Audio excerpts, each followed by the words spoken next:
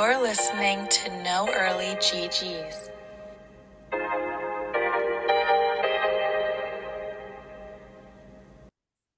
Hey everyone, and welcome back to episode 50 of the No Early GG's FPL Draft Podcast.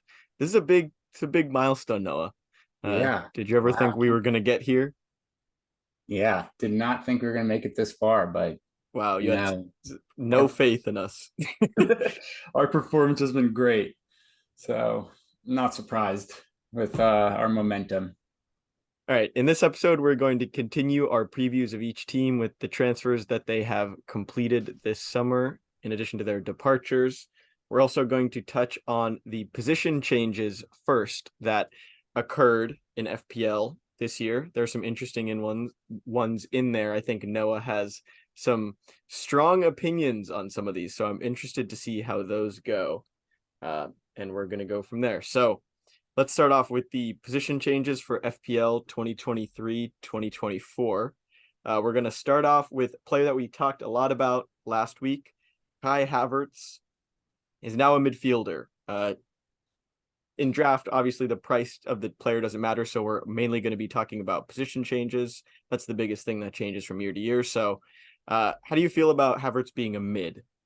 Okay, so I'm gonna say this once, and it's gonna apply to all the other players that have been transitioned out of that forward FPL role into the midfield role. I don't know what they're doing moving more forwards out of this position.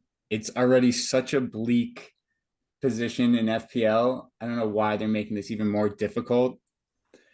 So I don't know. I mean, Havertz, I would consider him more of a midfielder, but he didn't play any other position than forward last year. So don't understand the motive behind this one.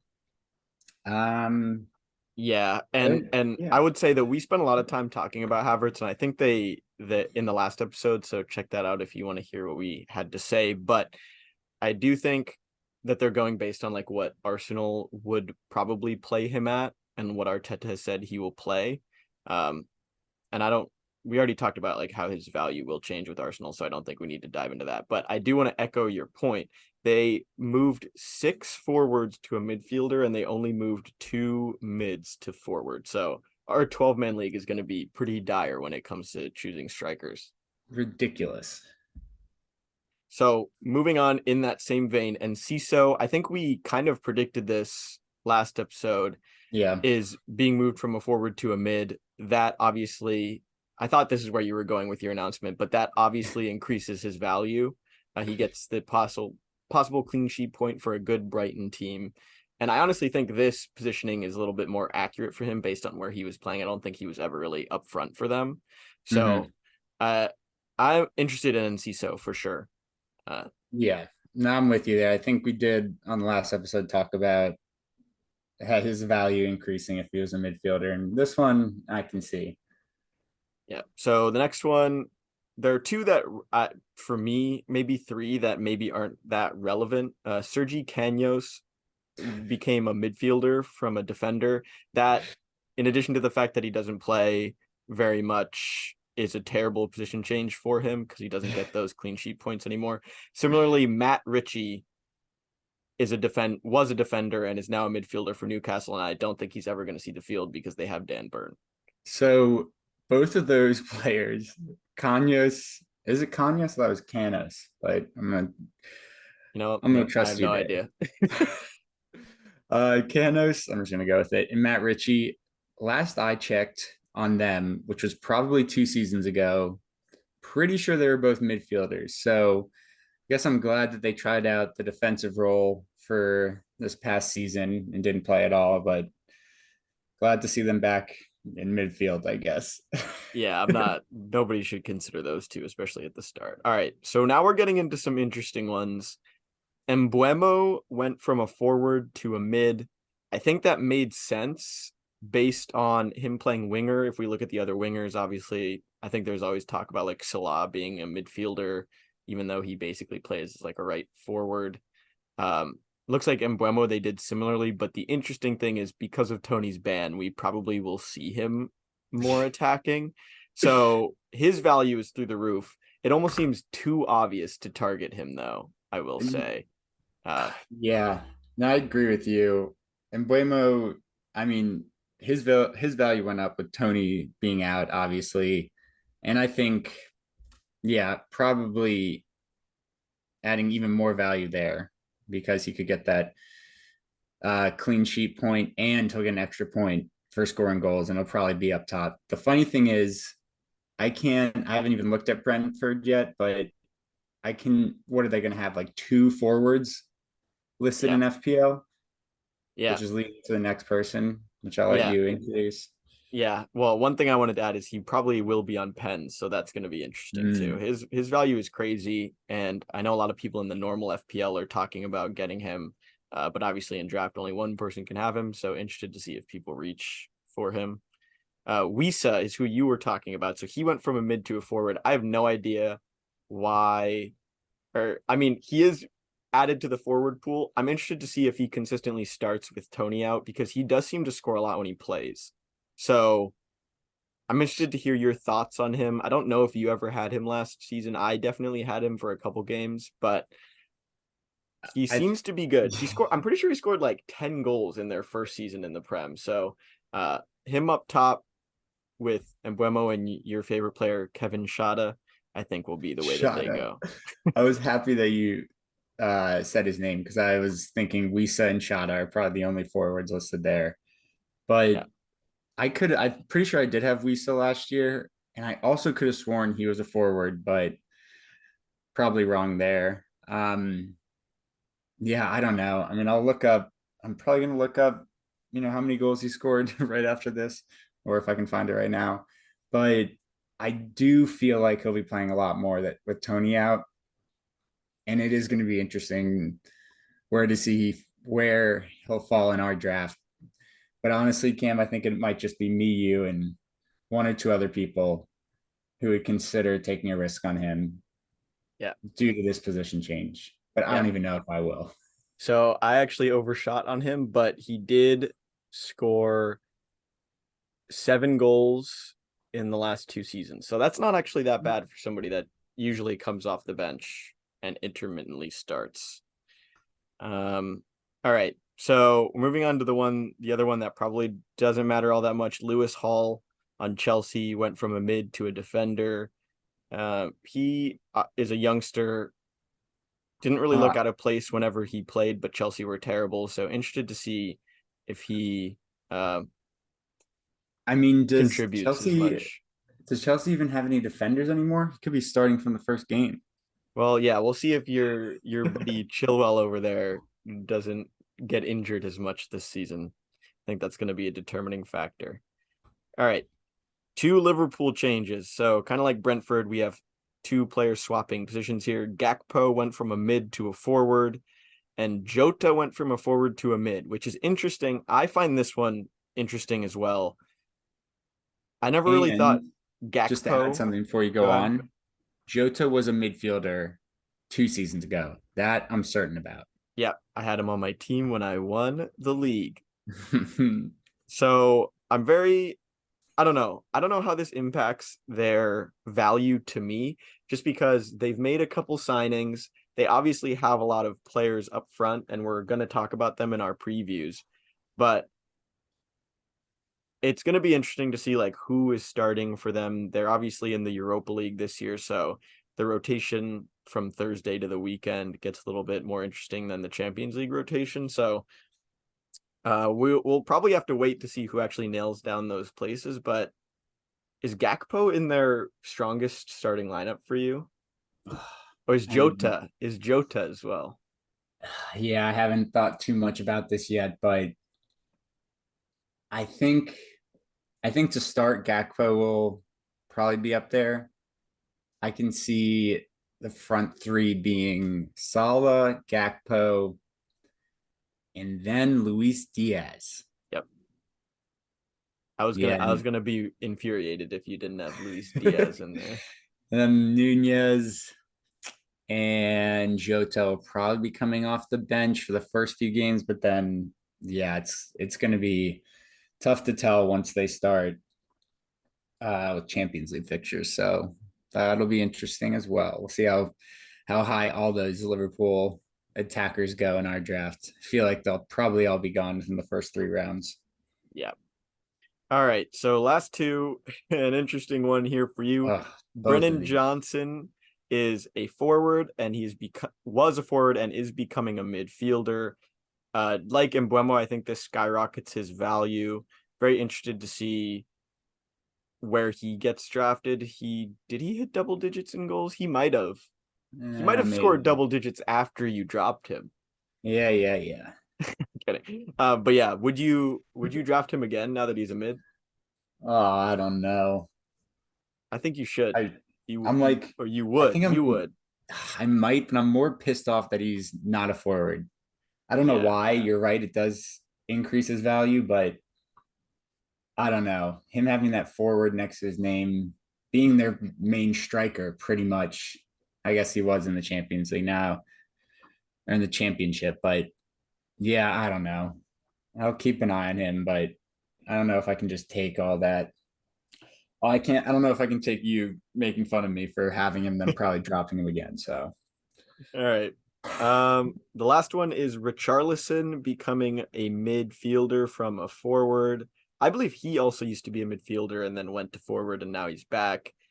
I think this is similar to the Liverpool players in that they have so many attackers that we have no idea who is going to be starting. Obviously, Kane will be starting, Son will be starting. Actually, Son wasn't even like a guaranteed starter last season, but whoa, yeah, he was. He started we can pull up like, old episodes where you were worried if he was going to start. well, I yeah, I was guarantee worried. that. Yeah, I know. I was worried, but at the end of the day, I think he may have not started like 5 or 6 games. Hey, that's a decent amount. 5 game weeks All right. without your first round draft pick. I mean, I did that whole season with Sterling, but um, yeah, I don't know. I They're mean, interesting. They have new signings, a new coach, so interested to see like who wins favor. I think that's the difference between them and Liverpool. We have no idea what the coach is going to do, but I do agree with you. Son should be starting every game. yeah, I also don't see Richarlison as a midfielder at all. Yeah, I mean, I agree with what you just said, but I mean, naturally he's a forward. I don't think anyone can argue against that. And I think he subbed in for, who was it? Probably Kane or Son yeah, every single game, and he did not go back on defense. So yeah. Well, we'll another see. interesting move by FPL. Yeah. Well, we're not going to gripe on them all episode. So let's move on to our team previews. We ended with a resounding thud last episode with Everton, and we are going to continue that with Fulham. So, Fulham, I think, are an interesting team to watch next season. Obviously, they finished, I'm saying obviously, but they did finish in the top 10, I believe. And I am fearing that they are going to drop a little bit in the standings. I don't know if you have the same opinion of that, but I I'm fearing that teams figure them out. Do you think that's going to happen or no? Yeah, I'm definitely with you there. When Fulham got promoted a few years ago, I think they had a similar track record. Their first year back in the Prem, they did really well. Mitrovic scored a ton, and then the second year, I that's when they got relegated, and Mitrovic was almost non-existent. So it's tough to, I guess, undervalue Mitrovic that much just based on the past, but that's typically what I do, and I know that most of our opponents do. So I'm gonna keep an eye on him, but again, like with this forward pool becoming less and less, I would still definitely keep an eye on Mitrovic. Yeah, I think he has the ability to be the most overranked player in the draft rankings in the draft room when you're Mm-hmm. starting your season. Um, and I don't know, you're right though, with the amount of options that we have, you're probably going to have to reach for him just to have three serviceable forwards which I always plan on having. I had Wilson and Buemo and Solanke, who obviously weren't firing all the time, but they were consistently starting, which I think is the most you can ask for when there's like 8 forwards available now. So, yeah, I'm not saying don't draft Mitrovic, but I feel like we should expect a little bit of regression. Is there anybody else on their team that you would draft potentially? I like Willian. If he's still there, I'd keep an eye on him. He wouldn't be the first midfielder I'd take, but if we're getting down to, just targeting like starting midfielders, I think I would definitely consider Willian. And I think that's about it. No Andreas for you? That's right. I did actually forget about Andreas. If he's still on free kicks, I would consider him as well, but I don't know about drafting him. Yeah, I mean, Fulham, aside from Mitrovic, I'll probably try to stay away as much as I can, at least in the first few rounds. Yeah, they also, one last thing on Fulham, they actually have also made no signings, so I'm a little bit worried about other teams catching up to them. That's all. I think Yeah. Mitrovic and Andreas are the two ones that I would consider. I don't have high hopes for the rest of their team. All right, here's one of the big ones. So we have Liverpool. They have 2 massive confirmed signings so far. The first one being Alexis McAllister, and then we have Dominic Szoboszlai from RB Leipzig. Is So, that how you pronounce it? uh, I think I'm like 80% sure we're probably gonna have to give him a nickname Oh yeah, throughout we the will. season. So, yeah, they made 2 huge signings, a lot of departures as well. Firmino, Keita, Ox, James Milner, Carvalho left on loan. He always had the odd start. Um, Hmm. so I do believe in their bounce back to the Champions League places for sure. I think they're a top 4 team, just based on the new signings that they have and the squad that they already did have. My question for you is, I feel like we can break them up. They have so many attackers, so I want to ask like which ones you would draft, what your ranking is of them. And then I know I feel like you've always had a Liverpool defender in your team. So Mm-hmm. are you planning on targeting them again? Because I know VVD, who is always a pretty good FPL asset, wasn't as good last season. Yeah, I'm still gonna go for Liverpool defenders. I'm nervous about Robertson, but yeah, I mean, I do want a Liverpool defender. I think that they're only going to get better this season. Yeah, not the greatest defensive performance last year, but I think Virgil still finished as one of the top scoring FPL defenders. So Virgil or Trent, maybe even Allison, I would Mm, target, but I don't know about Robertson. I think he always plays well, but I think Simicas is, really he's good. solid too. Yeah. So, and then the other center back, like I don't know what they're gonna do there. Matip, Kanate, and Gomez. So I feel like Kanate was playing Yeah. towards the end of last year. I didn't think he was playing well at all from watching the games, but yeah, I don't know exactly what they're gonna do. I feel like Matip was healthy towards the end, but I guess maybe he wasn't fully healthy. So I think I'm only gonna be for those first few rounds, Liverpool defense, I'm only going to be looking at Trent and Virgil. Yeah. So yeah, I agree, especially because of Trent's new positioning. I think that's the new trend, Mm-hmm. obviously, that Pep started with the fullbacks becoming a center defensive mid when they have the ball. His value is crazy. I mean, I saw his price in normal FPL is 8 million, which is like 1.5 million more than the next defender. So I think they're anticipating a lot of contributions from him, and I tend to agree. So I think he's clearly the first defender off the board this year. We had Cancelo, I think, go first maybe 2 years ago, but I don't think there's any competition for that place now.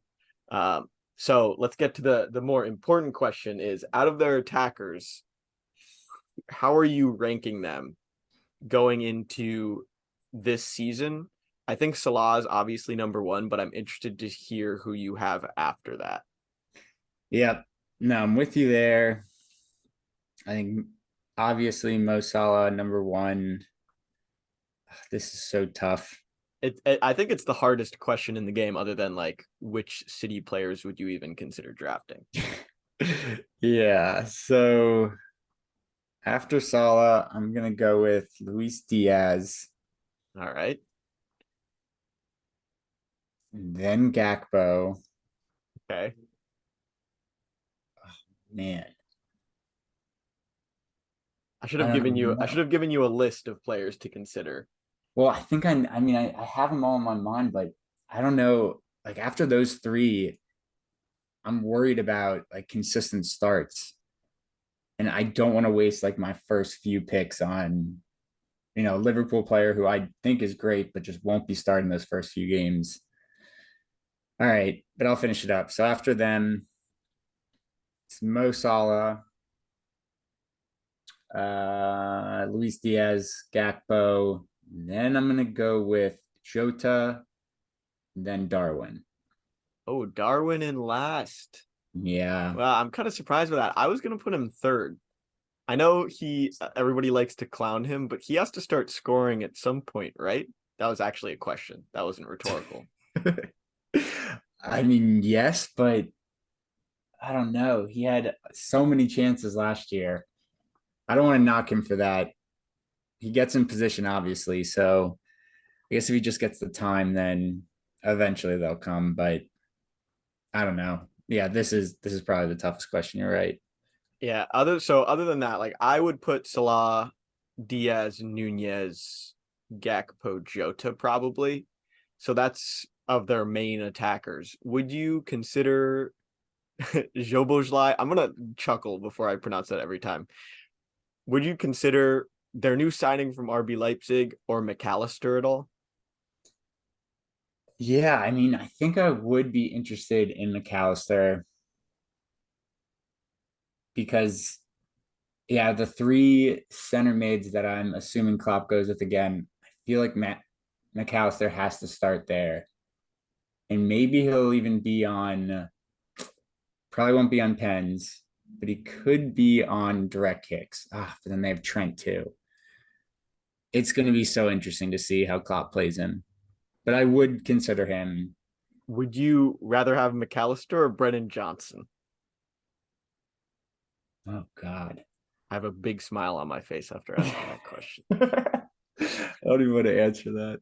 I think to be safer, I would go with Brennan Johnson.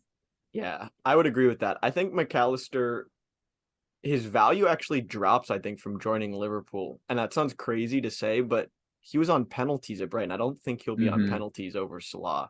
So that No, negates some of his goals. Obviously, I, he is playing in a better team. I mean, Brighton were really good, but he's surrounded by more danger. I don't even know. More dangerous players. Like Brighton were a great team last year. So um I don't I'm interested to see their chance creation numbers and how much he's involved with the assists and the goals. And the same goes with Jobosly. I mean, they paid so much for him. I'm expecting to see him start most games.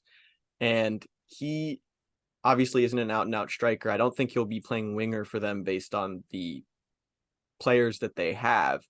So it seems like a midfield three of Fabinho, McAllister, Jobosly, unless I'm forgetting someone. Obviously, Thiago's in there. So um, they are wait and see, but in the draft, you're not going to be able to just wait. I don't think Jobosly drops out of the third round, but I'm interested to see how the FPL site ranks them, and we'll have to do our own rankings when those come out. All right, let's move on to Luton. I think this might be a shorter one. They brought in a couple players on one player on a free and then another undisclosed fee from Barnsley. I don't know if they will really be FPL relevant. well, Luton, well, we'll mention the one player that came from Villa, I believe. It's Nakamba. Oh, is that confirmed? Um, I think he was there last season, and I think they're expecting him to go back. But I, I'm not sure, but he's like a defensive mid, so probably yeah, no value there. I just wanted yeah, to make sure yeah, I great mentioned contribution there. that. I will. So I thought this is where you were going. So Luton as a whole, I don't think I'm really considering any of their players except for one, and that's Carlton Morris, who scored 20 goals last season in the championship. We've hit on this a couple of times, but with the amount of forwards that are actually in the game, with 12 people, I think you're gonna have to reach if you want if you want three uh solidified starting forwards. I think I in the last two seasons, not on purpose, have drafted two promoted forwards. The last one being Solanke, and that ended up pretty well. I remember people were making fun of me for drafting him as early as I did, but it's obviously because it's Solanke as well, so I can't take that into account. But I do think it's worth reaching for him if you want three forwards. If you think that he won't score as much in the Prem, then I would just ignore him. So that was my intention when I drafted Brennan Johnson last year. I wanted at least two solid forwards. And I don't know, I don't remember exactly when I drafted Brennan Johnson. I feel like it must have been within the first 5 rounds. And I knew he was a new forward. I think he was the leading goal scorer for Forest in the championship. So yeah, a lot of these forwards, when they come up, they do have a pretty decent season. Like you were just saying, Solanke and I guess Brennan Johnson ended up finishing pretty well. But yeah, I think there's a few of us are going to be fighting for this guy Morris because I think Luton will shock us, and Oh, yeah, he'll you be scoring the do? goals. Where do you think they're going to end up in the standings? I think they're gonna have a similar run as Fulham Mm. and Bournemouth last year. So they're going to be one of those teams that don't get a lot of respect, but they're going to pull away some victories, especially in their little teeny stadium, which is going to be so much fun to watch. But yeah, I think they'll surprise a lot of us. All right. Yeah. I could see it. I could see it. Let's I keep saying this, but we will have to do some rankings for forwards. I think that's probably the most important thing. I mean the other positions are important too, but with the lack of forwards, our own rankings will probably be helpful for ourselves and for others. But let's move on from Luton and that Carlton Morris talk to talk about Manchester City.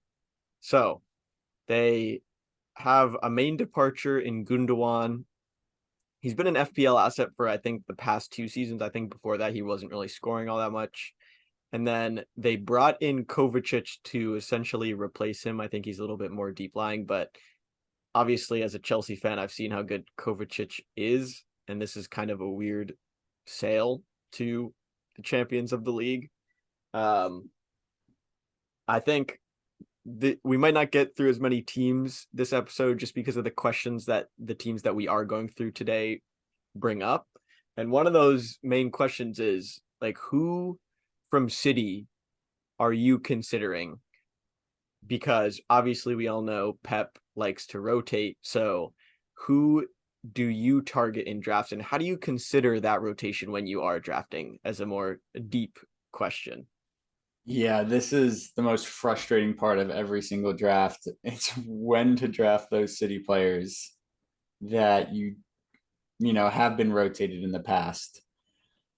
So to start off with Kovacic, I don't think he'll be drafted.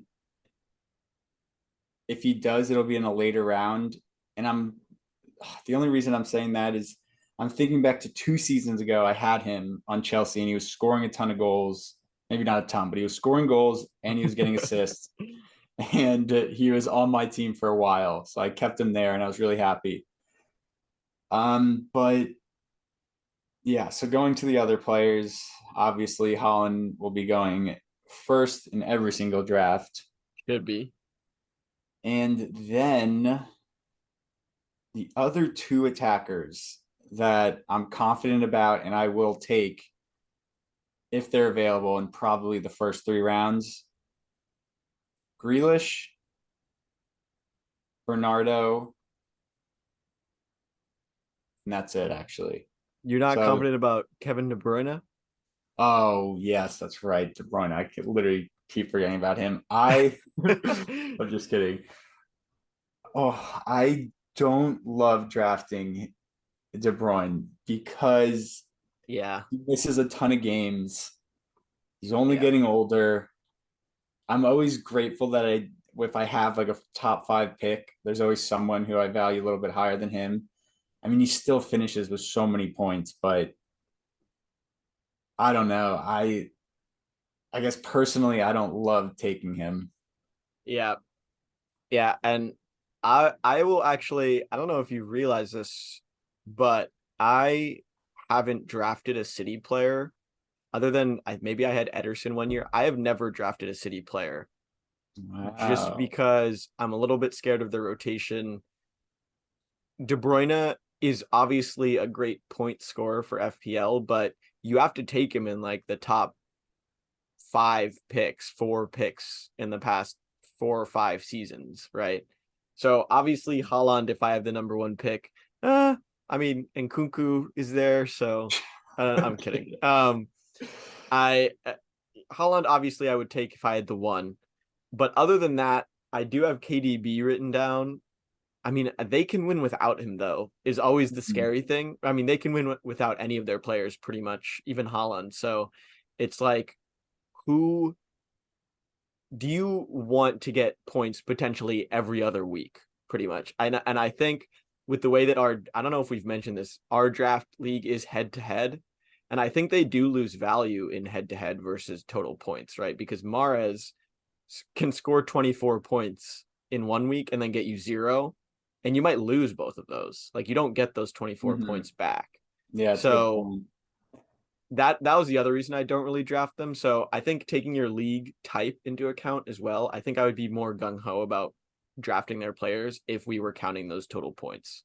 Yeah. All right, All that, Cam. I want to ask you though, before yeah, we move on. I don't know if you're about to say this, but the defenders on City. I want yeah, you to rank your top, let's say 5 defenders. top 5. Okay. Obviously Ederson is out because he's a goalie. I don't even know why I said that. So I would put probably. Oh, see, this is a Liverpool attacker type question. Yep, Um, exactly. like the recency bias in me. Oh, we're only gonna get through like 5 teams this week. This is hilarious. The recency bias in me wants to say John Stones because he played like Trent in the Champions League Mhm. final. Um, but as we know, Pep likes to rotate. I think the big point scorers last year were Ake, Akanji, and Stones. So I think it has to be some combination of those three. I'm gonna go Stones, Ake, Akanji. Oh, but Diaz is there too, and so is Laporte And Kyle Walker. and Kyle Walker. So I'm Yeah. gonna go. I'm gonna go Stones, Diaz, Ake. Yeah. All right. Yeah. My number one City defender is Stones.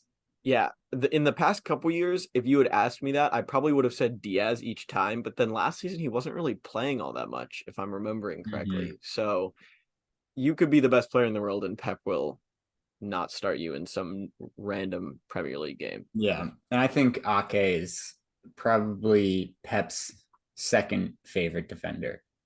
Yeah, yeah. And Well, he then, wasn't. He wasn't before last season, which is no, crazy because Laporte was probably his favorite defender before last season, and he barely played. So no, it's you can and never. the one other thing that I'm keeping an eye on every day is where is João Cancelo coming back? Yeah, I don't even know. Well, he got drafted in like the second round last year and then he got moved. So that's how crazy City is. Yeah. All right. I think we have time for one more team, and that is another big one. We have Manchester United. So this week they dropped some big news. They signed Mason Mount from Chelsea, another crazy sale from Todd Bailey. I don't think he really wanted to be at Chelsea anymore, so it's kind of understandable. But I'm interested to see how or hear how you think he fits into the team and which Manchester United players you're considering. Mount, obviously, or not obviously, maybe not so obviously, wasn't a great FPL asset last year. I don't know if this really changes that, but I'm interested to hear if you agree. Yep. So I'm actually drafting out a lineup right now just You to got see if he'll fit in.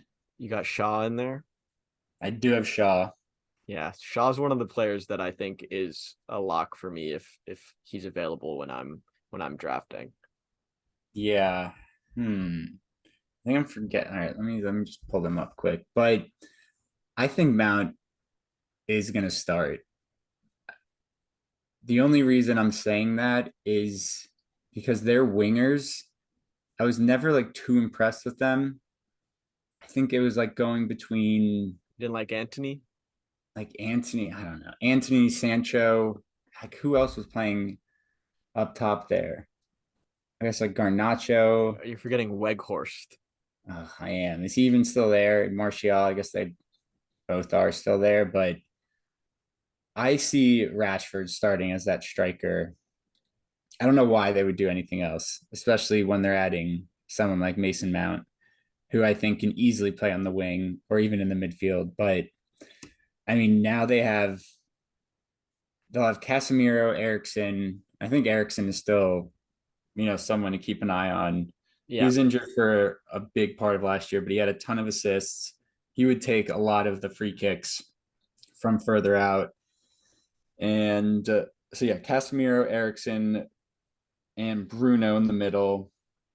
Then they can put Mason Mount outside. So I think he'll fit in pretty well, especially from the start. And I can see him going within the first 3 rounds too. Yeah. For me, I feel like I can't speak on Manchester United's team value that much. I have three players written down. I have Rashford, Bruno, and Mount, or Rashford, Bruno, and Shaw as the players right now that I would draft. Bruno again goes in the first round usually, so it's a little bit scary with that, not knowing like who is going to be starting. I think he's definitely a lock though.